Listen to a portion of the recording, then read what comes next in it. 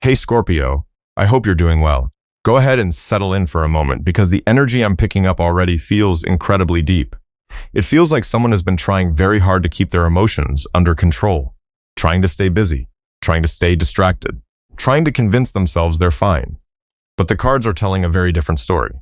So Scorpio, let's take a look together and see what's really happening beneath the surface. Honestly, Scorpio, the moment I pulled the first card, I could feel it. This doesn't feel like someone who has forgotten. It feels like someone who has spent a very long time trying to forget.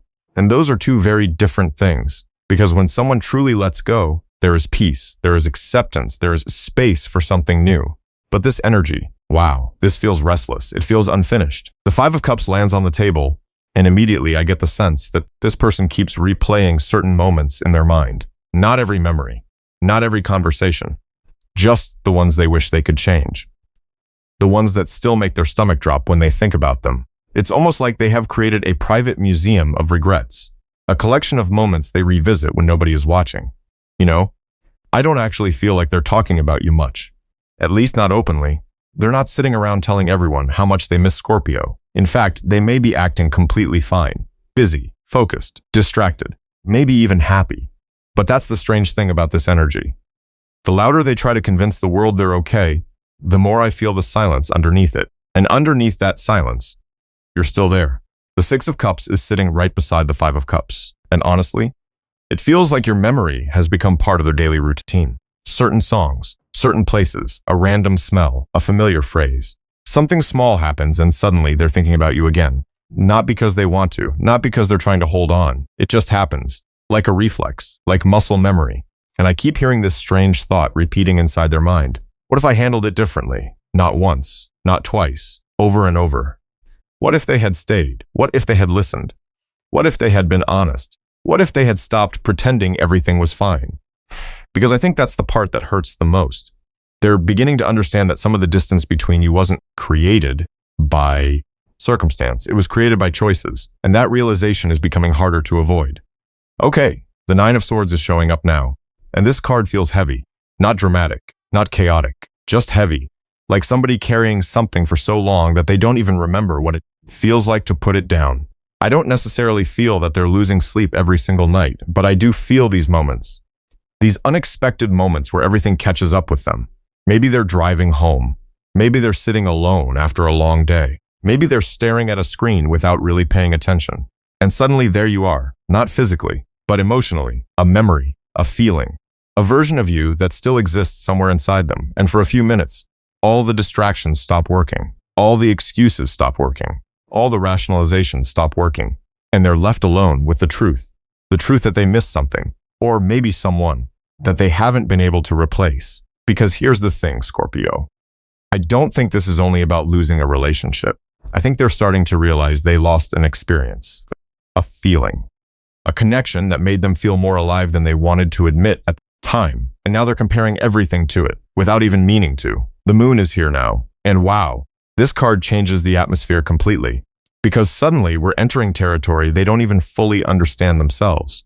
I think there are emotions here they haven't named yet, emotions they've pushed down, ignored, buried beneath work, responsibilities, pride, fear, or whatever else they've been using to keep moving. But the moon has a funny way of bringing things back to the surface, especially the things people are trying hardest not to look at. And I keep feeling this image. Someone standing in a crowded room while secretly feeling alone. Someone laughing at the right moments. Showing up. Doing everything they're supposed to do. Yet carrying this invisible weight that nobody else can see. Because the truth is, the version of you they remember isn't fading. It's becoming clearer. And that is confusing them. Usually memories lose their color over time. Usually details become blurry. Usually people become easier to leave behind. But somehow the opposite seems to be happening here. The more distance that exists between you, the more they seem to understand what was actually there. And I don't think they expected that. I don't think they expected your absence to become this loud, your silence to become this noticeable, your energy to remain this present. Because now they're looking back at things through completely different eyes. And what they're seeing isn't just what happened. They're beginning to see what could have happened. And honestly, that realization may be haunting them even more than the past itself. Because while they sit there revisiting old memories, replaying old conversations, and wondering about all the roads that were never taken.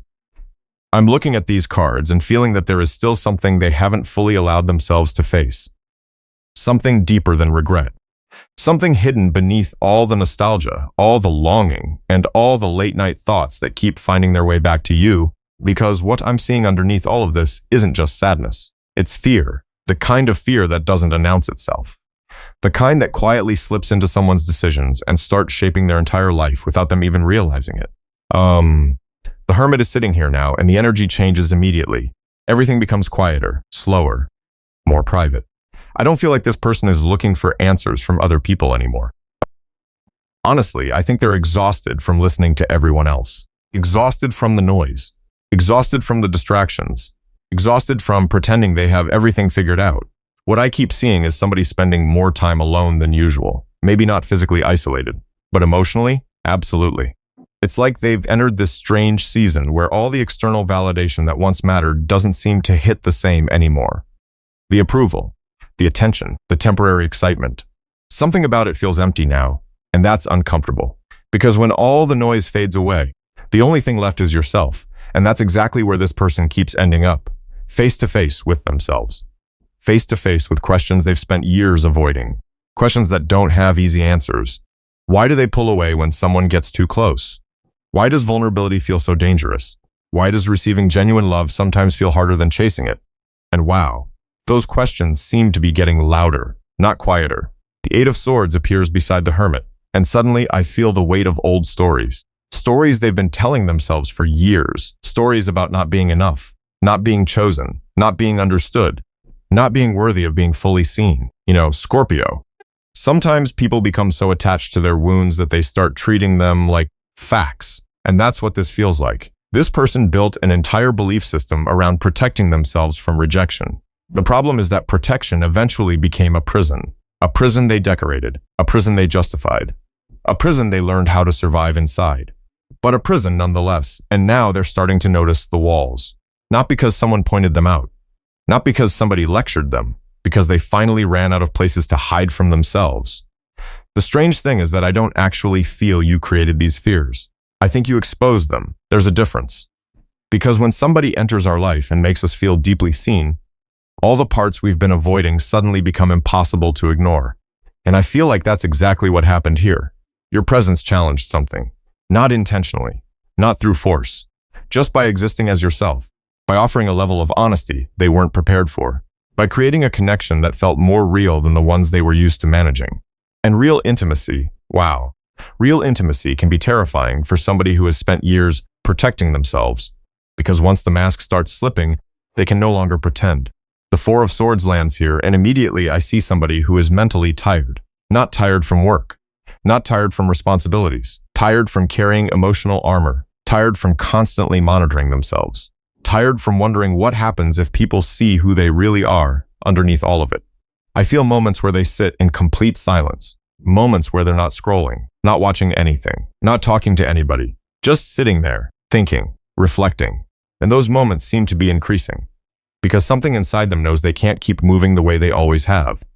And yet, that realization brings another fear. What happens if they change? What happens if they stop running? What happens if they finally allow themselves to need somebody?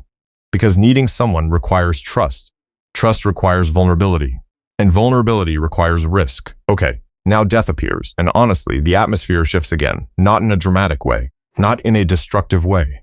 More like standing in front of a door you've never had the courage to open. This doesn't feel like an ending. It feels like the version of themselves they've been carrying is becoming harder to maintain. The old defenses, the old excuses, the old narratives, they still exist, but they're cracking, little by little. And I think that's what makes this process so uncomfortable. Part of them wants to hold on. Part of them wants to stay exactly the same. Because the familiar is safe, even when it's painful, even when it's lonely, even when it's limiting. But another part of them, a quieter part, a deeper part, seems to understand that something inside is asking to evolve. Not for anyone else's approval. Not because they have to, but because they're beginning to recognize how much their fears have been making decisions for them. And that's a difficult realization, because once you see it, you can't really unsee it. Suddenly, every missed opportunity looks different.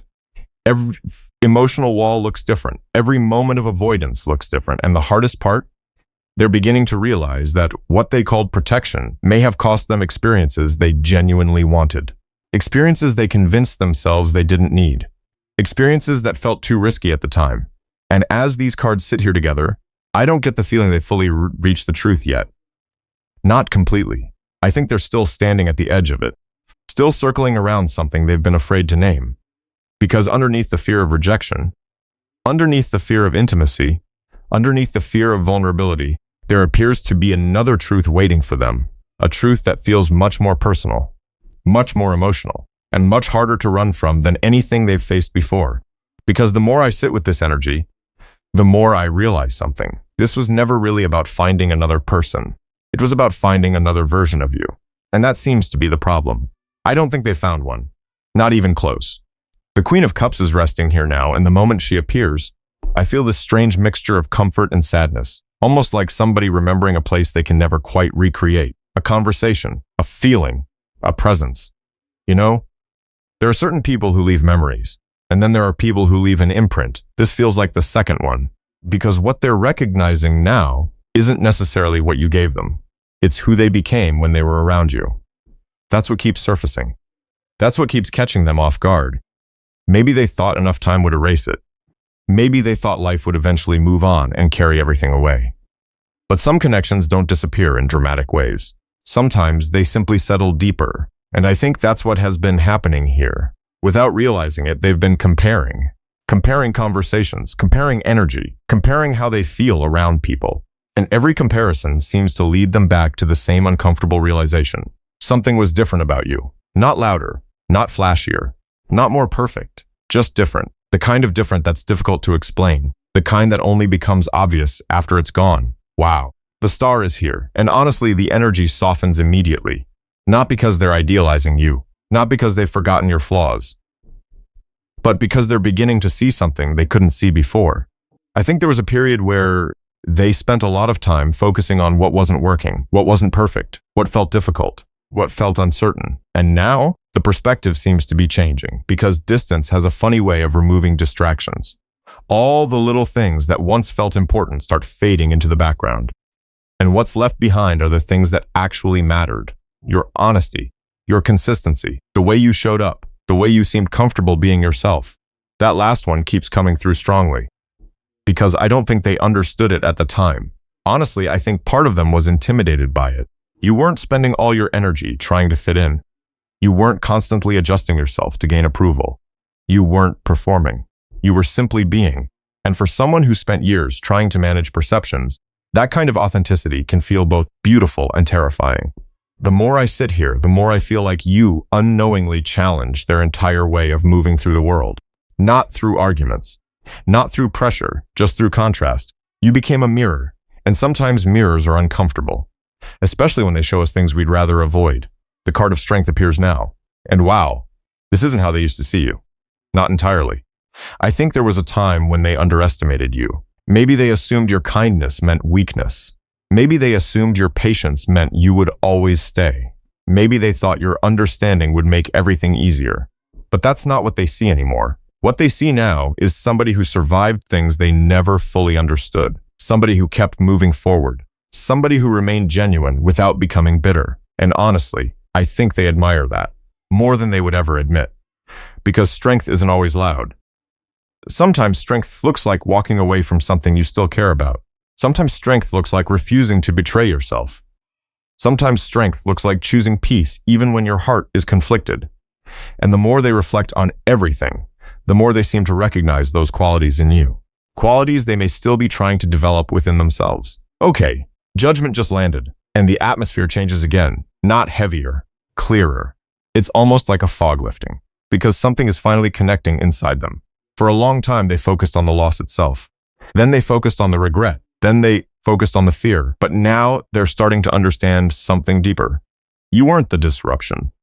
You were the revelation. You didn't create the conflict they were experiencing. You exposed it. You revealed places within them that were already asking for attention, already asking for healing, already asking for honesty. And that's a very different realization, because suddenly the story changes. Suddenly, it becomes less about what happened between two people and more about what happened inside one person after meeting someone who challenged them to become more authentic. That's what keeps standing out. The transformation didn't begin after the separation. It began the moment they met someone they couldn't easily categorize, someone they couldn't manipulate into a comfortable role, someone who kept showing them a different way to exist. And the truth is, I don't think they've fully processed that yet. I think they're only beginning to see the ripple effects, only beginning to understand how deeply this connection reached beneath the surface. Because as these cards sit here together, I get the feeling that another realization is approaching. A realization that feels less focused on who you are, and much more focused on who they've been pretending to be all this time. And maybe that's why their thoughts keep drifting somewhere they never expected to go. Not backward, forward. That's the strange part. Because for so long they seemed fixated on what happened, what went wrong, what was lost. But lately the energy feels different.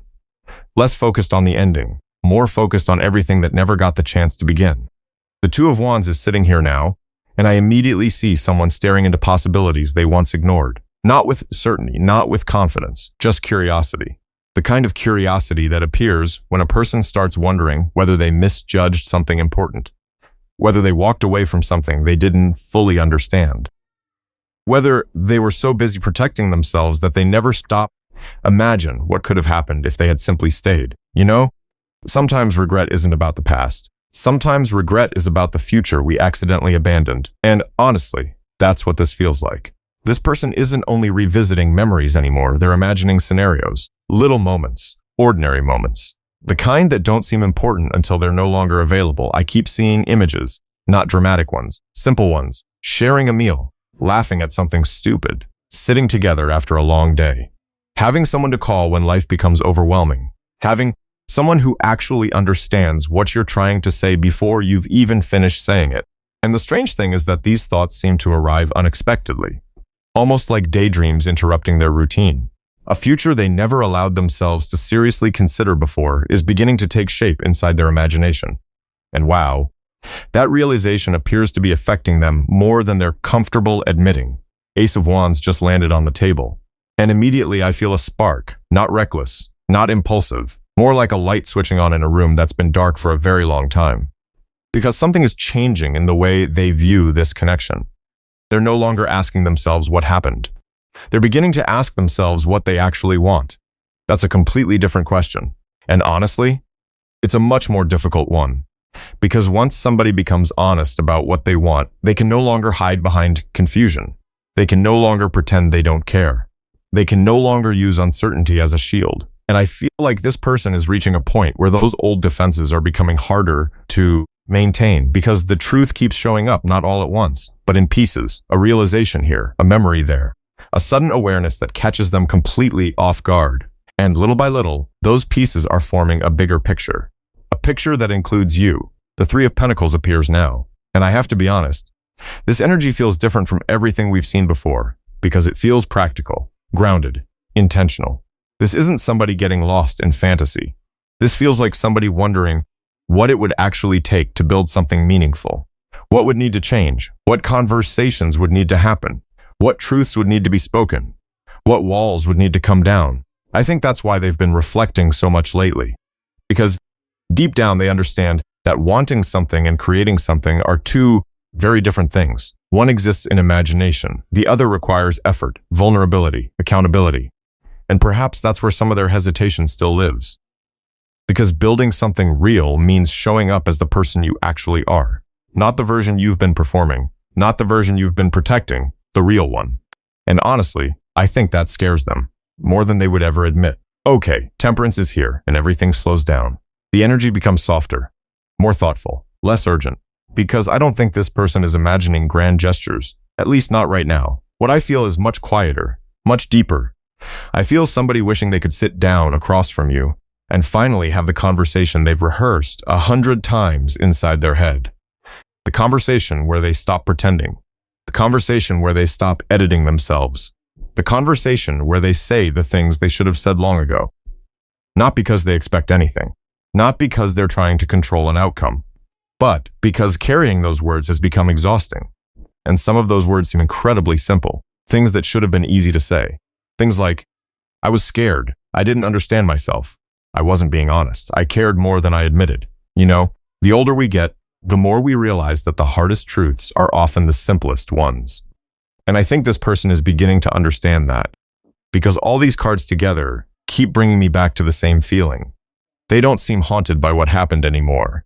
They're haunted by what never happened, the conversations that never occurred, the risks they never took, the vulnerability they never allowed, the future they never explored.